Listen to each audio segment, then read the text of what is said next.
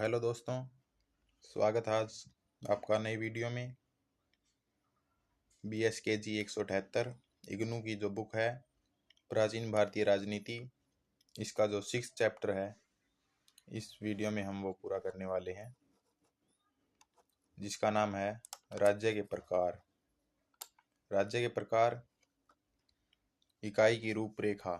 इस चैप्टर में हम पढ़ने वाले हैं राज्य के प्रकार, सभा, समिति, विदत और रत्नी।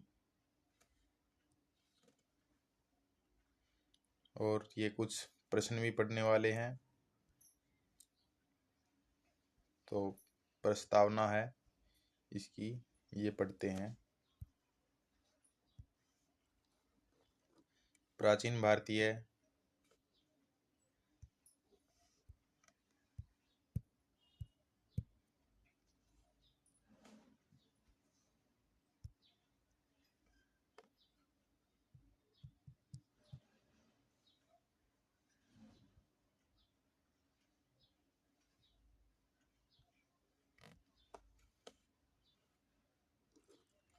प्राचीन भारतीय राजनीतिक चिंतन में राज्य की अवधारणा हमें राष्ट्र के रूप में वैदिक ग्रंथों में प्राप्त होता है।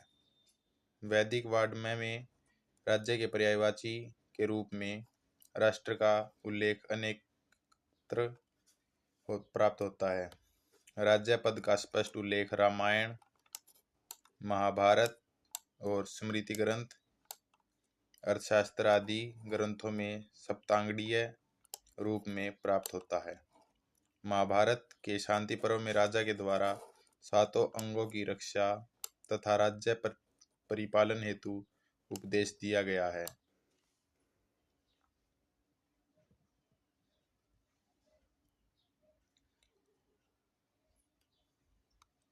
कौटिल्य ने अपने अर्थशास्त्र में राज्य को निम्नवत परिभाषित किया गया है। याज्ञवल्क्य स्मृति, मनुस्मृति आदि में भी 7 अंगों से युक्त राज्य को स्वीकार किया गया है। ये 7 अंग कौन कौन से हैं, इनको भी देख लीजिए।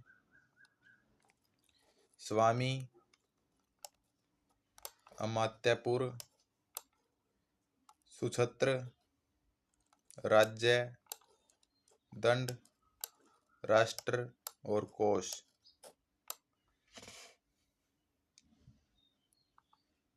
इस प्रकार स्मृति ग्रंथों में राष्ट्र के नाम पर जन या जनपद या जना का प्रयोग हुआ है।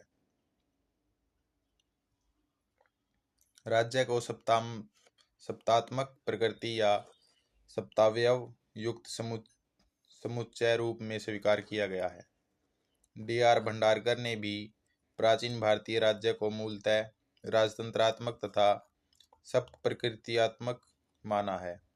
उनके अनुसार प्रकृति का अर्थ स्वभाव, संविधान, मूलभूत आवश्यक तत्व है। अभिप्राय है कि राज्य के प्रकृति के रूप में यही 7 मूलभूत संरचनात्मक तत्व हैं। इन्हीं 7 तत्वों के संगठित स्वरूप को राज्य कहा गया है। इस प्रकार वैदिक साहित्य से ही हमें राज्य की संरचना एवं कार्य के बारे में सूचना प्राप्त होती है। राज्य के प्रकार।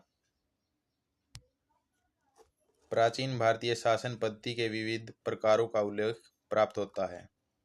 शासन पद्धति के रूप में राजतंत्र, पितृसत्तात्मक, गणतंत्र प्रचलित था।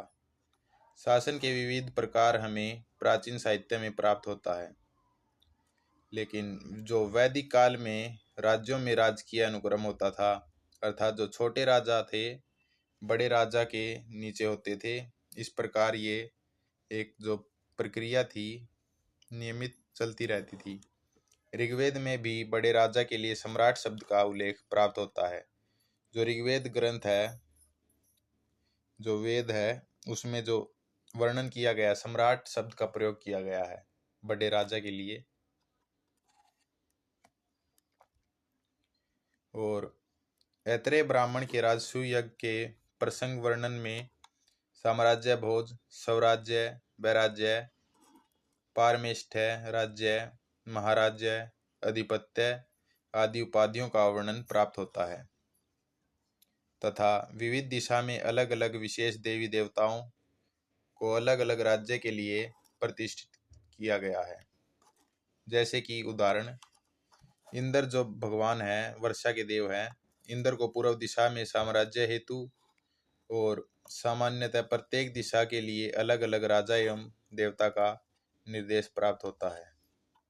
शुक्ल यजुर्वेद में उत्तर दिशा में वसु वर्ग का राजन है, दक्षिण दिशा में रुद्र वर्ग का विराट है, पश्चिम दिशा में आदित्य वर्ग का जो है सम्राट है, पूर्व दिशा में मरुत वर्ग का सम्राट तथा उत्तर दिशा में विश्वदेवा वर्ग का अधिपति है।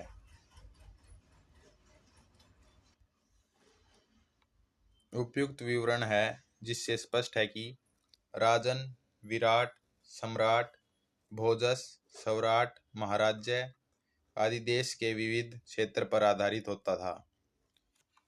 साम्राज्याय, भोज्याय, सौराज्याय, वैराज्याय, पारमेष्ठ्याय, राज्याय, महाराज्याय, आधिपत्याय, स्वापत्याय, अतिष्ठाय, अभिषिंचति, जो ये ऐतरेय ब्राह्मण में है वर्णित है।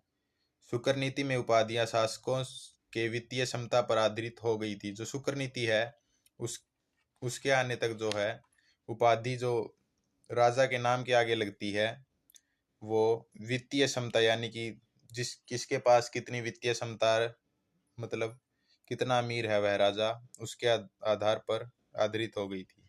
सामंत के लिए 1 से 3 लाख रजत कार्यार्पण, मांडलिक के लिए 4 से 10 लाख, स्वराज के लिए 51 से 100 लाख, साम्राज्य के लिए 1 से 10 करोड़, विराज के लिए 11 से 50 करोड़ और सार्वभौम के लिए 51 से 100 करोड़ से अधिक कार्यार्पण निर्धारित किया गया है। परवर्ती साहित्य में द्वैराज्य एवं वैराज्य के रूप में विभाजन प्राप्त होता है। जैन साहित्य आयंगर सूत्र में 2 रज यानी कि द्वैराज्य में जाने का निषेध प्राप्त होता है। जैन साहित्य है एक आयंगर सूत्र, इसमें जो 2 राज्य है द्वैराज्य में जाने की पाबंदी वर्णित है। कौटिल्य ने अर्थशास्त्र में विस्तार से द्वैराज्य को पिता पुत्र अथवा 2 भाइयों का संयुक्त शासन के रूप में वर्णन किया है। जो द्वैराज्य है या फिर पिता पुत्र या उसे 2 भाइयों का संयुक्त शासन कहा जा सकता है। इसका वर्णन कौटिल्य ने अपने अर्थशास्त्र में विस्तार से किया है। जहाँ परस्पर द्वेष, ईर्ष्या, प्रतिद्वंदिता और पक्षपात देखा जाता है, इसके विपरीत वैराज्य अन्य राजाओं द्वारा विजित होता है। पिता पुत्र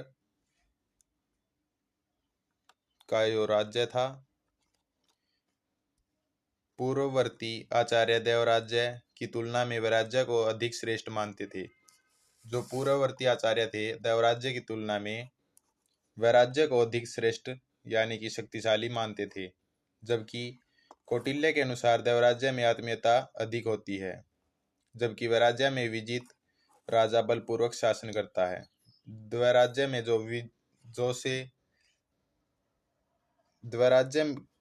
कौटिल्य के अनुसार आत्मीयता देवराज्य में थी ज्यादा, क्योंकि वैराज्य में उनके अनुसार राजा बलपूर्वक शासन करता है। इस प्रकार प्राचीन भारतीय वाङ्मय में राज्य के विविध प्रकारों का वर्णन प्राप्त होता है।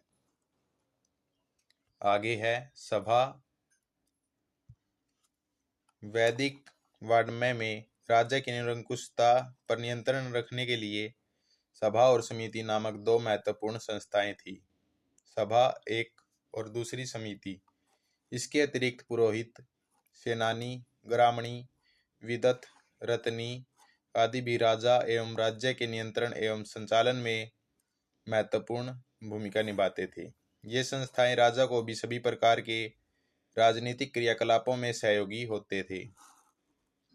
सामान्यतः सभा कुलीन अथवा सर्वसंपन्न व्यक्तियों का समूह होता था तथा समिति सर्वसाधारण की सभा होती थी।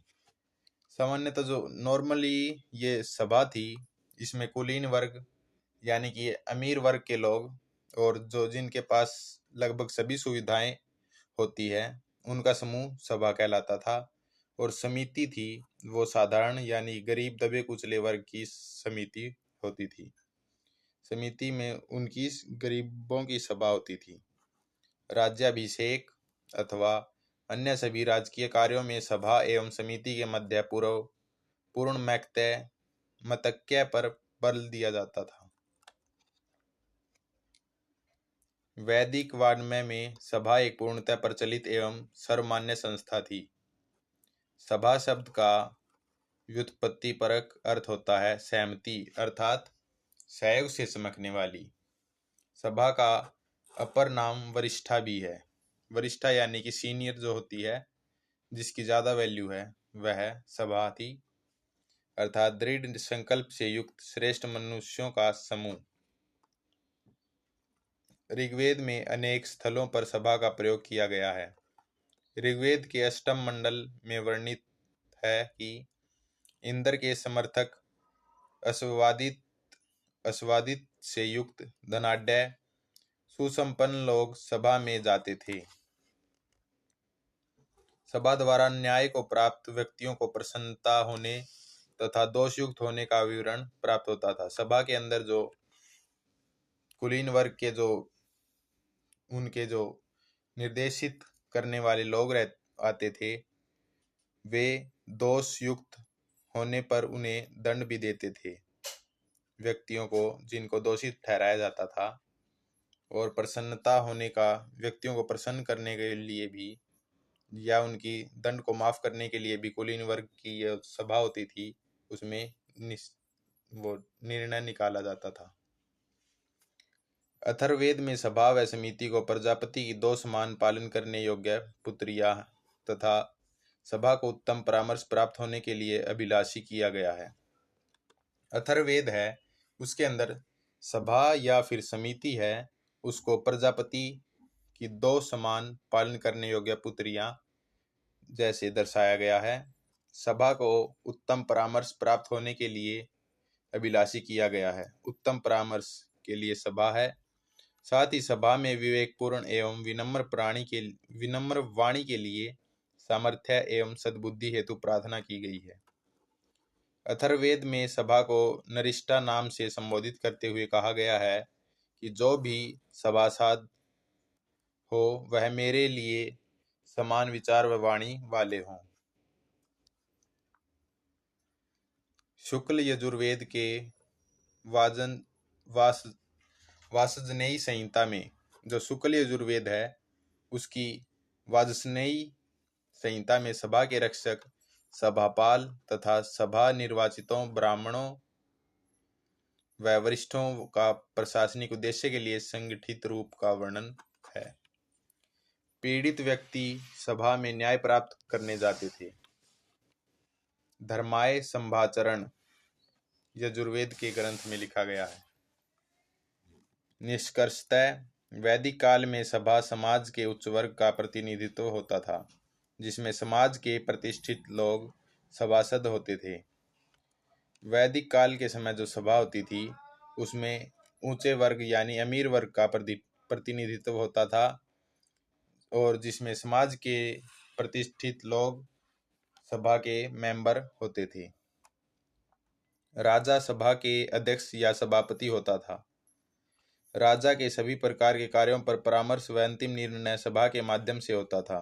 जो राजा था वह उसका मतलब ये नहीं कि वह राजा है तो हर चीज वही डिसाइड करेगा, अंतिम निर्णय उसका नहीं होता था। वह जो सभा के अंदर जो लोग थे शामिल होते थे, उनके विचार विमर्श को देखकर जो निर्णय निकलता था तभी राजा अंतिम निर्णय सुनाता था।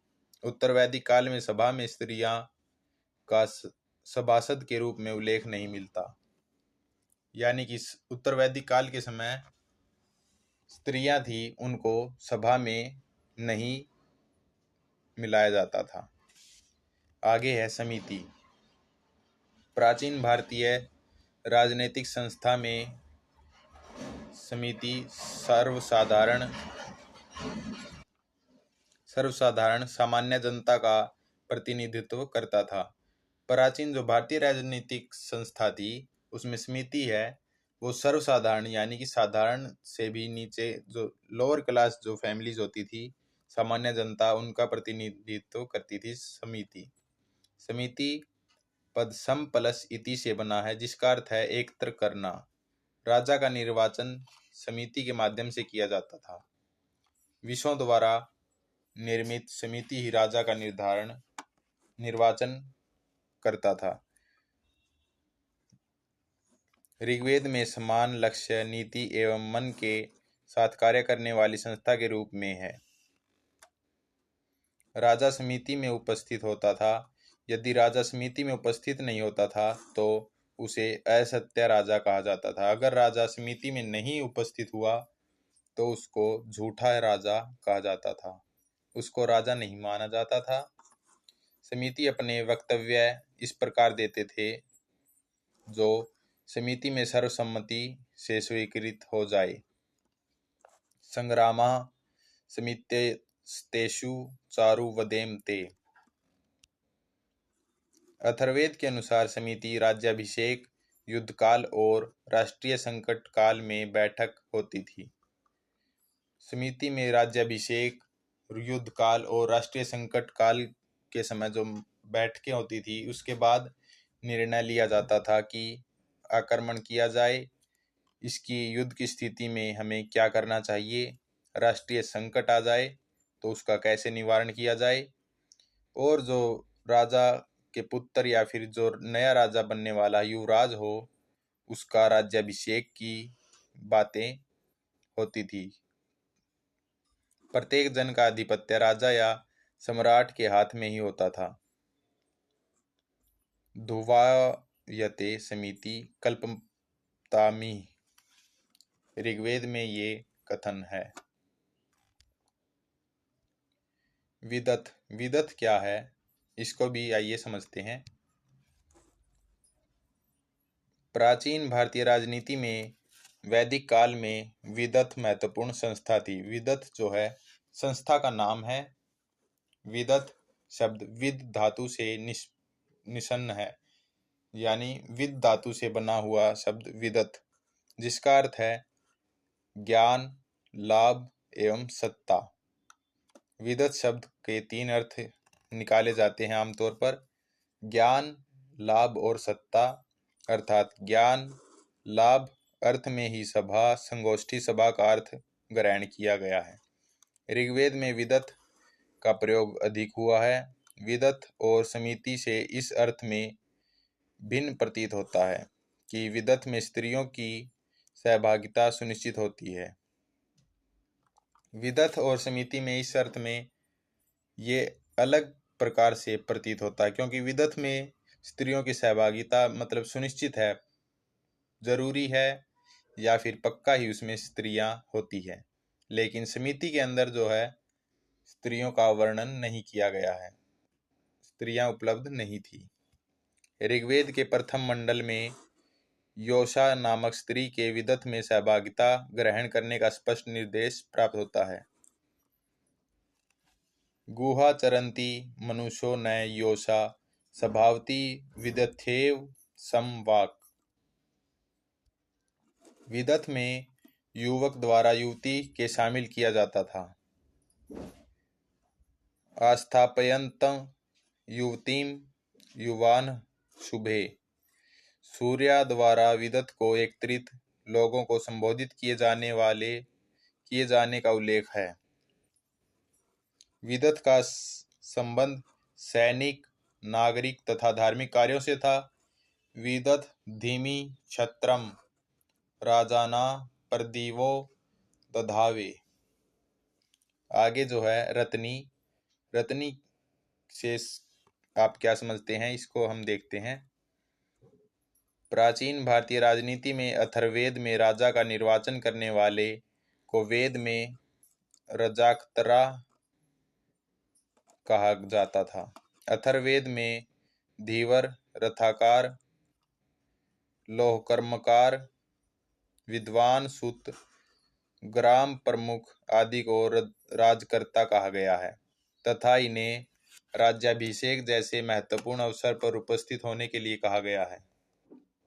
जो प्राचीन भारतीय राजनीति थी उसके अंदर अथर्ववेद में राजा का निर्वाचन करने के लिए जो राजा को कैसे चुना जाता है, वेद में उसे राजकत्तार कहा जाता था।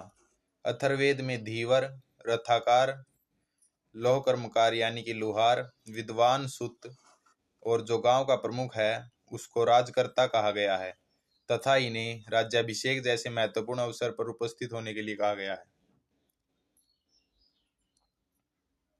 अभिप्राय है कि राजा का निर्वाचन जनसामान्य कर्मकारों ग्रामीणों द्वारा होता था। जो राजा का जो चुनाव होता था वो जनसामान्य कर्मकार यानी नॉर्मल जो काम करने वाले मजदूर वगैरह होते थे, किसान, और जो ग्रामीण थे उनके द्वारा शासन कार्य में सबकी भागीदारी होती थी। और उत्तर वैदिक काल में राजकत्तार के स्थान पर रत्नीन पद का प्रयोग बहुलता से प्राप्त होता है। ब्राह्मण साहित्य में इन्हें रत्नीन कहा गया है, जो सामान्यतः रत्नादि धारण करने वाले समाज के प्रभुत्वशाली लोगों में से थे, जो राजा को राज्य संचालन में सहयोग करते थे। शतपथ ब्राह्मण में राजसूय यज्ञ के वर्णन में राजा द्वारा रत्नियों को हवि प्रदान किए जाने का वर्णन है, जिसे सामान्यतः रत्न हविषी संस्कार के रूप में वर्णित किया गया है। शतपथ ब्राह्मण में पंचम कांड में 12 रत्नियों को हवि प्रदान करने का वर्णन है। ये 12 रत्नी कौन कौन से थे इनको भी देख लीजिए। पहले सेनानी, पुरोहित, याजक, महिषी सुत, ग्रामणी, क्षत्रिय, संग्रहित्री, भागदूत, अक्षवाप, गौनीकर्तन, पालागल। तैत्तिरीय ब्राह्मण में राजा को रत्नियों द्वारा राष्ट्र समर्पित किए जाने का वर्णन है। जो तैत्तिरीय ब्राह्मण ग्रंथ है उसमें जो राजा है वो राजा को जो रत्नियां राष्ट्र को समर्पित कर देती थी। शतपथ ब्राह्मण के 5वें कांड में रत्नियों के कार्य एवं राजा के साथ संबंध पर विस्तार से विवरण प्राप्त होता है। इससे स्पष्ट है कि राजा के कार्य संचालन में रत्नी की विशेष भूमिका थी। रामायण में रत्नी के लिए राजकत्तार तथा बौद्ध ग्रंथों में राजकत्तारों पद का प्रयोग हुआ है। सारांश क्या है? प्राचीन भारतीय समाज में राज्य, राजन, नियामक संस्थाओं का विस्तार से वर्णन किया गया है। आज से हजारों वर्ष पूर्व सभा, समिति, विदत, रत्नी के माध्यम से सामाजिक व्यवस्था संचालित होती थी। राज्य शक्ति को नियंत्रित किया जाता था। इन संस्थाओं में समाज के सभी वर्गों का प्रतिनिधित्व होता था। शासन के प्रत्येक कार्य में इनका पूर्ण योगदान होता था। जो इसमें मुश्किल शब्द आए थे लेसन में, उनको समझने के का शब्दावली है, ये भी देख लीजिए।